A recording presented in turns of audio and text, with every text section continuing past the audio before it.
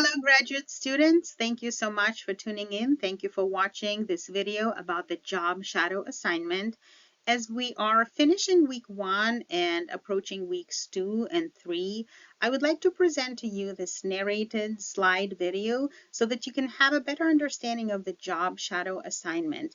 And in the next few slides, I will explain what the assignment is, give you some ideas for completing it, and hopefully you have 2 weeks to turn it in and secure your observation day. Now, for this component of the field experience, you will shadow your mentor during the day. The idea is to spend a day observing what it is like to be a curriculum leader or a teacher leader. Now, because you're all in different contexts and in different work situations, you can shadow the person for one full day, or you can break up your shadow time into smaller increments for an approximate total of one work day. Now, based on your practicum forms that you have turned in, many of you are being mentored by a practicing teacher. So I've done just a couple of revisions to the assignment that was originally posted, very, very minor revisions, but here are some suggested activities that you could seek out as you complete the job shadow.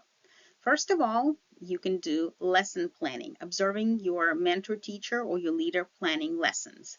Second, unit planning. Third, meeting with other educators to discuss assessments and curriculum. Planning parent engagement events. Conferencing with students about assessment results. A very effective practice, and it would be amazing if you can see that. A teacher serving on a school committee or attending a professional development hour. Now, if your mentor is an instructional coach, now this goes without saying that they will be doing that. However, if your mentor is a classroom teacher, you want to plan strategically so that when you come in on a particular day, you want to see not just the teaching, but some of those teacher leader activities. And yes, you can absolutely observe effective teaching in addition to the activities above, as long as teaching is not the only focus of your shadow day. I hope this makes sense. In the Word document, you will have the same assignment description as I already provided in previous slides, and you will also have these job shadow reflection questions. I strongly suggest that you print them out and take them to the job site with you on your shadow day so that you can take notes as you go along. The first question will be about the role and responsibilities of your mentor. So what were some of your mentor's responsibilities throughout the day or the days that you observed them? Next question is about decision-making and collaboration. I would like for you to write about how your mentor collaborated with other educators at their site. If for some reason you're not able to observe one of those pieces, you can follow up with your mentor to ask them, right? So that this question is not incomplete, but ideally you want to schedule your observations just so that you can capture a broad range of activities. Next, there is a question about leadership in action. You want to characterize your mentor as a leader and give an example how there was a particular situation where they demonstrated those leadership qualities. There is also a question about how you would handle the same situation if you were in their shoes. Now, the next two questions are related to your development, sort of bringing it home. So how did this job shadow assignment expand your understanding what it means to be an instructional leader or teacher leader? Were there any surprises? And then application. What practices or skills would you like to apply or develop further in your future context? If part of your day was spent observing effective teaching, you can focus on effective teaching as well. What would you emulate? What would you like to take with you? And another point you earn is for the quality of your writing. Your paper needs to be well organized and written in clear and grammatically correct language with evidence of professional vocabulary. To guide you in the completion of this assignment, I have created a response rubric so that you know exactly how we're scoring each response.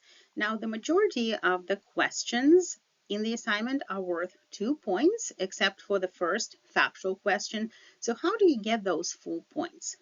First of all, your response needs to address all parts of the question comprehensively. Also, and very importantly, you need to include concrete examples of your mentor's activities. If you're talking about their leadership qualities, you need to show me why you're saying that they're, let's say, forward thinking. So what are some of those examples? Also, your response needs to include professional vocabulary and demonstrate understanding of your school context. The idea is we want to have a good picture of where your leader, your instructional leader, curriculum leader operates. And for questions that go beyond factual, we would like for your response to show the depth of reflection.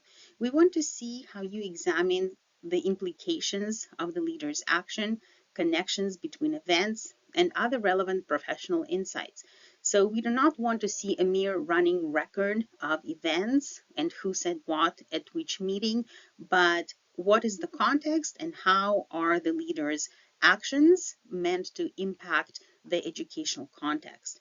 One example I can think of is one curriculum leader, a music educator I have in mind, and how he gets his team from point A at the start of the school year to point B, those phenomenal music performances. And it's not just by having students in class day after day, but it is by organizing that accountability system where the students, the parents, other teachers are involved in practice, not just during classes, but after school with motivational ideas, practice logs, one-on-one chats with students.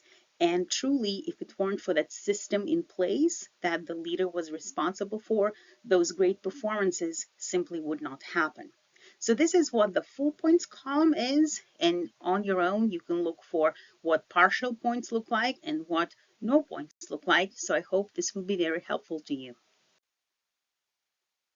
And here is the summary of your to-dos in relation to this job shadow assignment. So first of all, reach out to your mentor and arrange for the day or days in which you will complete observation. Take the notes with you so that you can write down your thoughts, observations, and ask follow-up questions as necessary. Then at home, you will write up your reflection following those guiding questions that I provided.